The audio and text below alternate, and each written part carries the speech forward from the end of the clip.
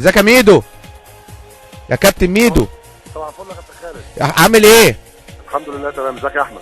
ازيك يا ميدو، عامل ايه؟ اخبارك ايه؟ الحمد لله. بداية كده يا كابتن ميدو، بعد السوبر قلت الجمهور الاهلي يناموا ويتغطوا، راح الانتاج الحربي خلى جمهور الزمالك يناموا ويتغطوا.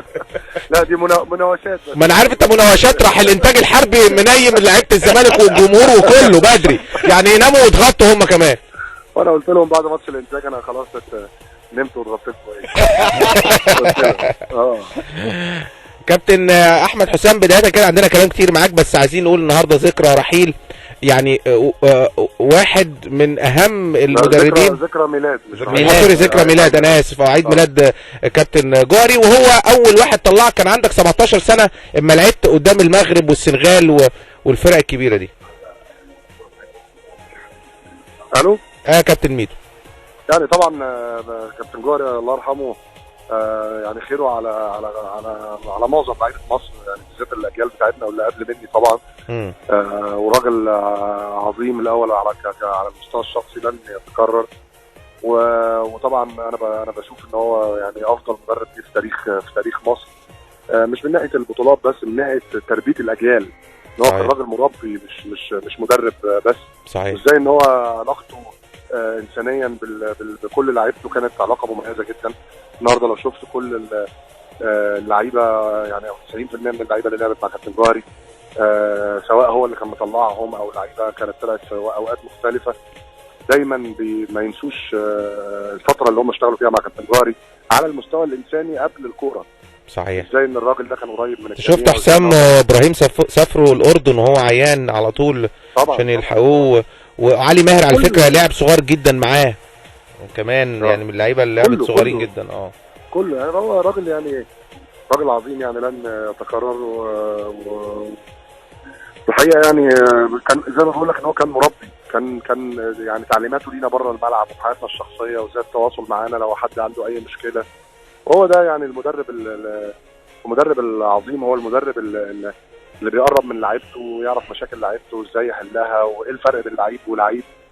لذلك تلاقي كل اللعيبه حتى اللي كانت بتلعب وما بتلعبش، كل الناس كانت بتحترم كابتن جوهري بطريقه كبيره جدا. تمام. الله يرحمه. يعني عايز اقول لك بس تدي كلمه لكل واحد، كلمه لعماد متعب يا كابتن احمد حسام ميدو، هو كان زميلك وايضا في نفس الوقت انت دلوقتي مدير فني كبير، تقول له ايه؟ يعني متعب طبعا، انا قلت قبل كده ان متعب لو خد فرصه هيثبت نفسه تاني. يعني مش محتاج ان هو يثبت نفسه، لكن هيقدر ان هو يكون عنصر مؤثر في فريق الاهلي. راجل صاحب خبرات كبيره جدا، بالذات في مركز المهاجم. انت خلاص لما تبقى عندك خبرات كبيره جدا دي، يعني بتخليك ان انت ما تعملش المجهود اللي كنت بتعمله وانت صغير. لو تفتكر حسام حسن في اخر 4 أو 5 مواسم كان بيجي جوان، ما كانش بيجري كتير حتى مع المصري او مع الترسانه، ما كانش بيبذل نفس المجهود اللي كان بيبذله مع الاهلي او الزمالك مثلا على سبيل المثال، او مع منتخب مصر. ولكن كان خلاص يعني تحصل على كميه من الخبرات ان هو بيعرف يقف، يعني بيعرف يتواجد في المكان اللي يقدر ان هو يبقى خطر فيه، وان هو يقدر ان هو يحط نفسه في موقف ان هو يقدر يحرز اهداف. زي ما شفنا الهدف بتاع امبارح، متى ما عملش فيه يعني مجهود جبار. صحيح. هو الراجل جات له بره ال 18 سندها لبره وجري جوه ال 18، توقع المكان اللي ممكن تتلعب فيه الكوره لمسته ودخلت خبطت فيه. بس لو ما خبطتش فيه ما تخشش. لا، وعمل التيك اوف برضه، يعني الراجل لا هو تواجد برضه في المكان اللي هو كان. صحيح.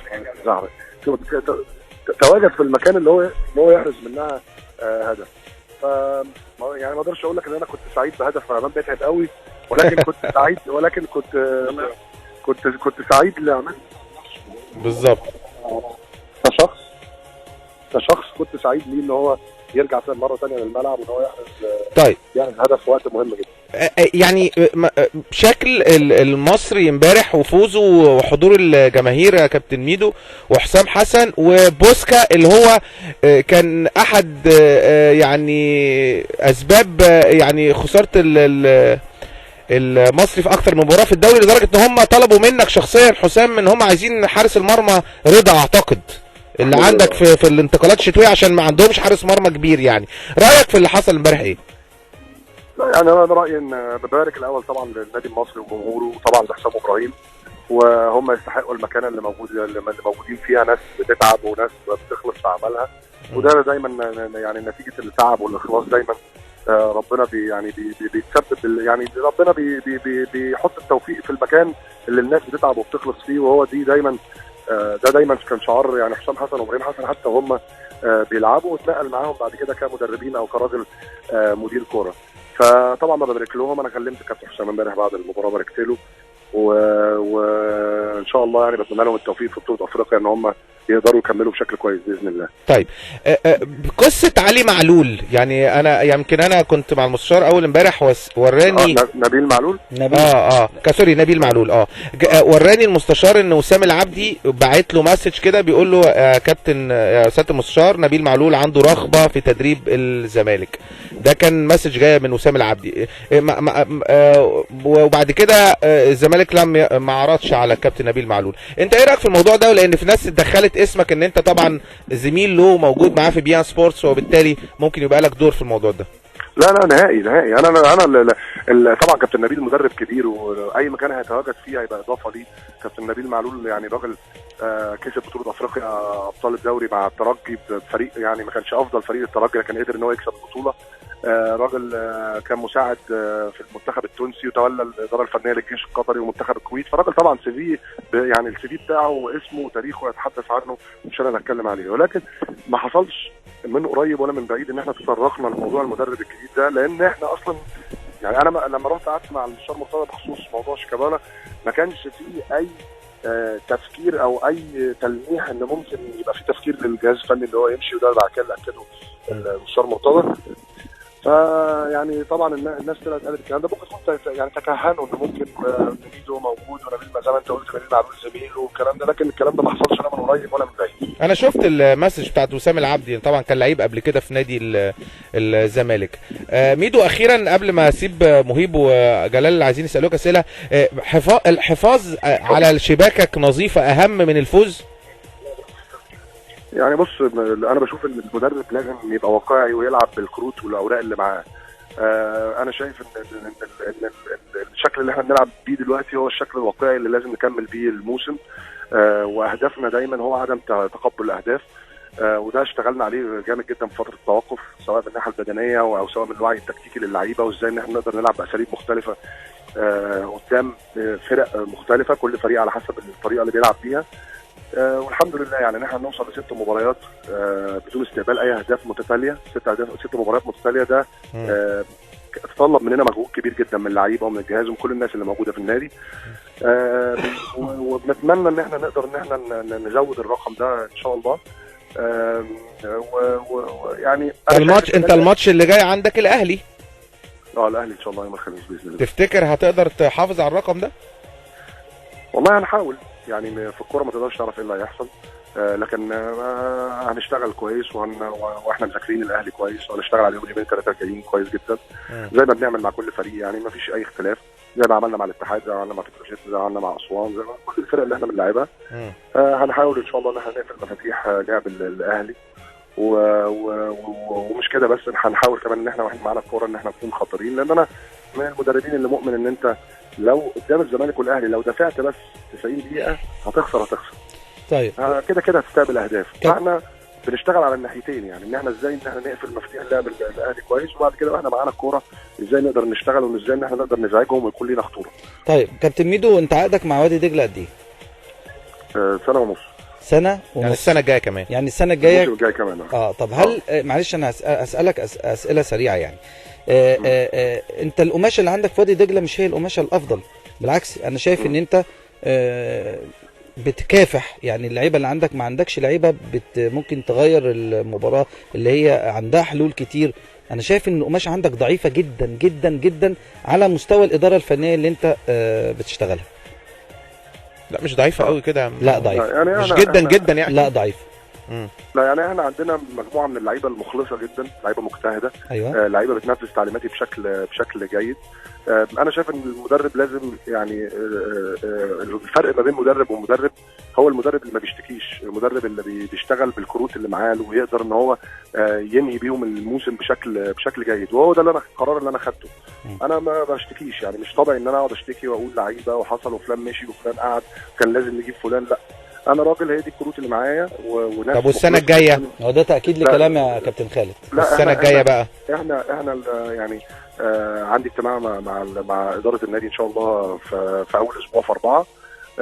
في الاجتماع ده هنحط النقط فوق الحروف لخططنا للسنه الجايه، وايه هي البادجت بتاعتنا، وهنشتغل ازاي السنه الجايه. وطبعا من خلال هذا الاجتماع هنقدر ان احنا نشوف احنا هنشتغل ازاي، وايه الخطه بتاعتنا للسنه الجايه. لكن مهم جدا ان انا في ظل الامكانيات اللي موجوده ان انا اتعامل واكون واقعي معاها، دي نمره واحد.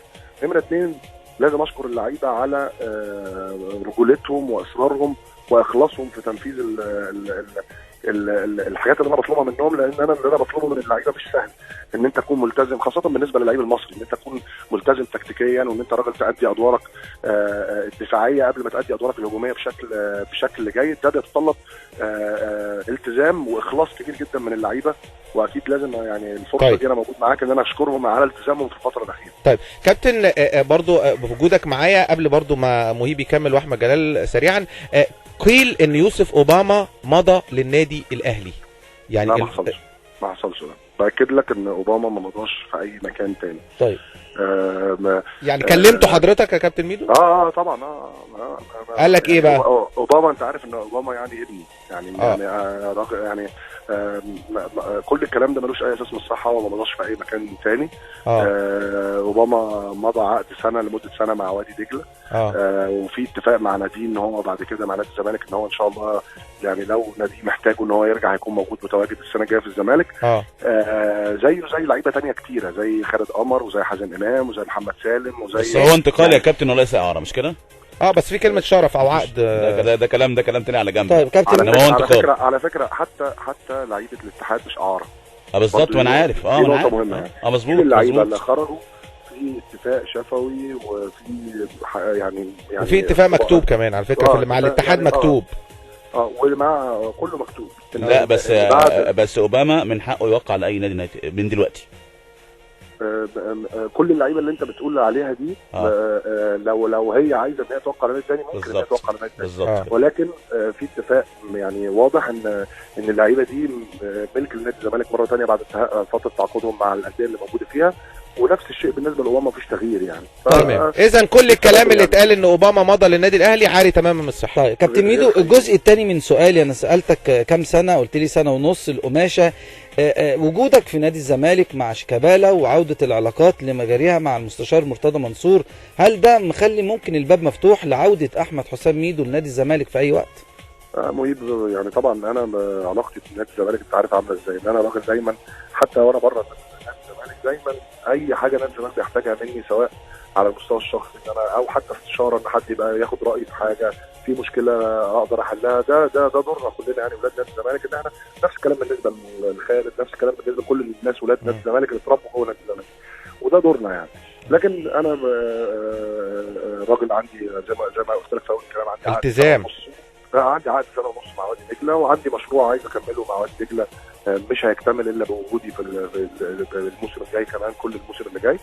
ويعني ما بحبش دايما في الكوره اسبق الاحداث، كل حاجه بوقتها. لكن حاليا التزامي الاول والاخير هو في تعاقدي مع وادي دجله ان انا اكمله مع وادي. اخيرا ستانلي ممكن تتمسك بوجوده في وادي دجله الموسم القادم؟ مهيب، موضوع ستانلي مش بايد ميدو على فكره، مش بايد، لان هو في مبلغ لو اتدفع لو اتدفع اوكي، لو ما اتدفعش يرجع وادي دجله. ورغبه اللاعب اللي تحسن هو صح. اعاره بنيه البيع. وان بنيه البيع. فالنهارده نادي الزمالك لو اتفق مع اللعيب وقدر ان هو يسدد المبلغ، خلاص المبلغ خلاص. وادي دجله مالوش ان هو يقول، ولا مين ان هو يقول ان هو يحتفظ باللاعب. وادي دجله مالوش لا طبعا رغبه اللاعب. رغبه اللاعب بالظبط. لا هي مش رغبه اللاعب بس كمان، لا رغبه اللاعب. لا هي رغبه الزمالك. ما هو انت في النهايه ممكن الزمالك لو اتفقوا الاثنين. هو حتى الان ستانلي غير مقنع انه يدفع فيه المبلغ ده، فبالتالي لو حصل بقى لغايه نهايه الموسم تطورات في مستواه، وبالتالي الزمالك هيتمسك بيه. لكن لو لم يحدث تطورات فهيبقى صعب جدا الزمالك يدفع $1.5 مليون في ستانلي، هيبحث عن لاعب جديد. ولا ايه رايك يا ميدو؟ انا رايي ان ستانلي حتى الان فنيا لم يتم استغلاله بالشكل الصحيح اللي يقدر ان هو يجيد فيه. يعني بيلعب مكان مش مكانه يعني. لما لعب اضرب لما لعب في توقيت صح وفي مركز صح زي ماتش الوداد مثلا في المغرب، قدرنا ان احنا نشوف القيمه الحقيقيه لستانلي. يلعب فري يعني يا كابتن ميدو، يلعب فري. هو برضه في نقطه مهمه جدا، ان هو غير محظوظ بموضوع الاصابات. اتصاب مرتين ثلاثه في وقت صعب جدا، لكن انا مقتنع ان ستانلي لعيب امكانياته كبيره جدا، وهو يعني خلال السنتين الاخرانيين مع وادي دجله شفنا كلنا قيمه ستانلي، ان هو واحد من افضل اللعيبه المحترفين الموجودين في مصر. الموضوع كله بالنسبه له موضوع ان هو يفضل سليم اطول فتره ممكنه، لو نجح في كده، ولو نجح نادي الزمالك ان هو يحافظ عليه بشكل جيد ويلعب في التوقيت الصح وفي المكان الصح، ستانلي هيكون اضافه كبيره جدا لنادي الزمالك. طب كابتن ميدو بقى، انا عندي 3 4 اسئله فيهم صعب وفيهم سهل، تبدا بايه؟ ده هو مش ميدو ما بيفرقش معاه حاجه. لا بس هو يقول عشان ابدا زي ما يقول. ده ايه ده؟ انا مش سامع معنى. بقول لك في اسئله صعبه واسئله سهله، تبدا بايه؟ لا يا عم بلاش اسئله صعبه يا عم، خلينا في الخفيف. طب ما في اسئله ما ينفعش ما نعديها. طب قولها يلا. لا عديها. خش خلاص، هو مش عايز يعني ما نتكلمش عن محمود علاء واللي حصل بينه وبينه النهارده والخصم 20000 جنيه؟ محمود علاء؟ ايوه. لا محمود علاء ما حصلش اي خصم ولا اي حاجه. خلاص ما يبقى حصل. بلاش. طب خلاص هو يبقى ده ما حصلش، ده رقم واحد. انا راجل، انا معاك صريح يعني. عشان كده بقول لك ده رقم واحد. رقم 2، انت ما شعرتش باندهاش ان انت حضرت مؤتمر شيكابالا والكابتن محمد حلمي مش موجود؟ لا شيكابالا ما كانش ليه مؤتمر حضرتك يعني. احنا شيكابالا كان في اتفاق قبل مباراه السوبر. اسئله صحفيين. كان في اتفاق قبل مباراه السوبر مع مستشار مرتضى، ان لما انا لقيت ان في فرصه كويسه ان مستشار مرتضى عنده الاستجابه ان هو يسامح شيكابالا وان هو يضمه للفريق مره ثانيه او يدخله للفريق مره ثانيه، وبعد كده يبقى اذن مشاركته طبعا يرجع للمدير الفني. ده كان اتفاق قبل مباراه السوبر.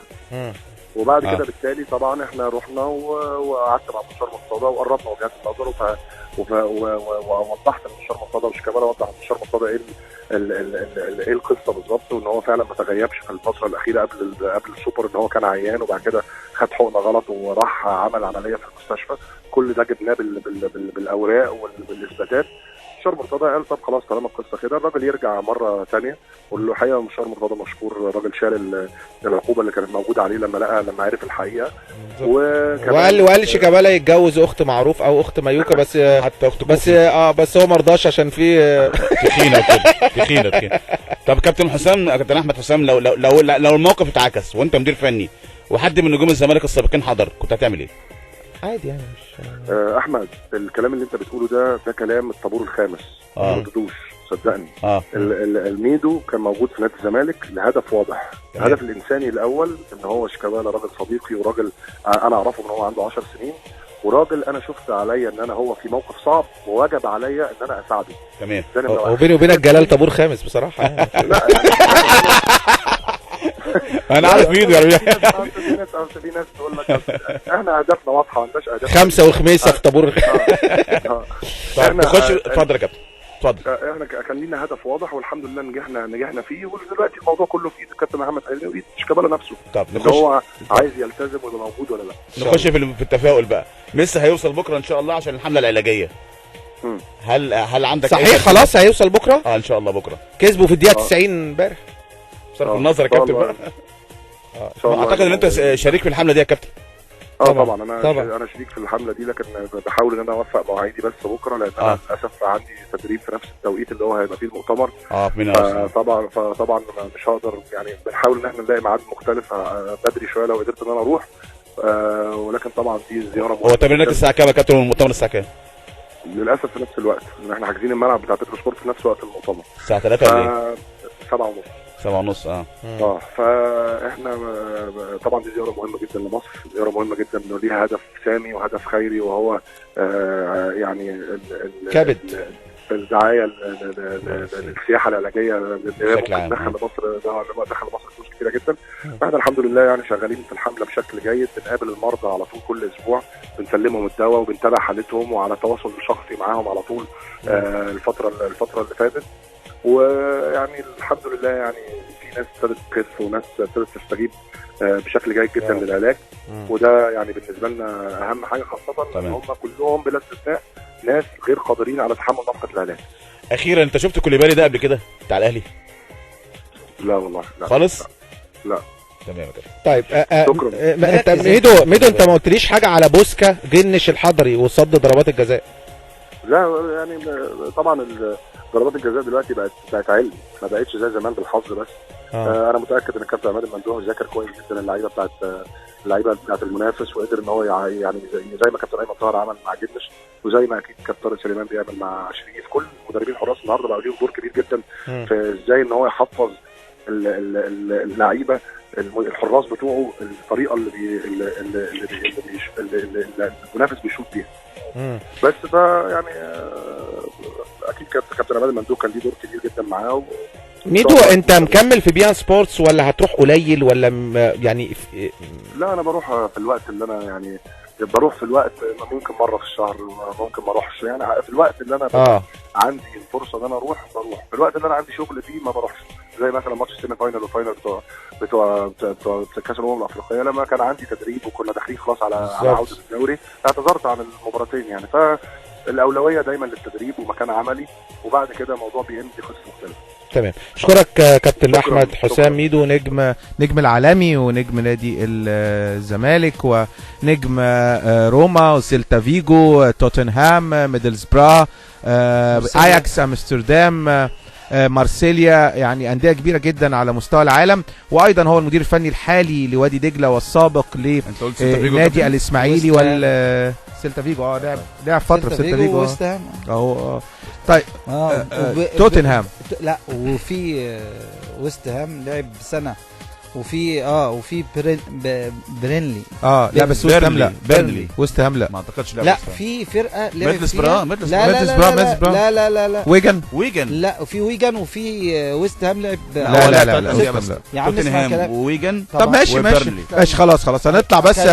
وحياة عيالك يا كابتن خالد كلمني ضروري بعد اذنك. انا اسلام صباحكم جميله. اقول لك معلومه، النهارده عيد ميلاد متعب ال 34 ده احمد بحر. ايه المعلومه الجامده دي مفاجاه بالنسبه لي. خلي احمد جلال يهدى شويه. ما حدث مع اجاي يحدث مع كوليبالي. بطلوا فتي بقى، انتوا شفتوه عشان تحكموا عليه. جميل جدا يا كابتن. طب انت شفته؟ ده احمد جلال اعلامي وصحفي وعنده مصادر. هكمل له الكلام. في بطوله كاس الامم الافريقيه اللي هتتلعب اللي جايه، الاهلي بيدور على 5 صفقات افريقيه.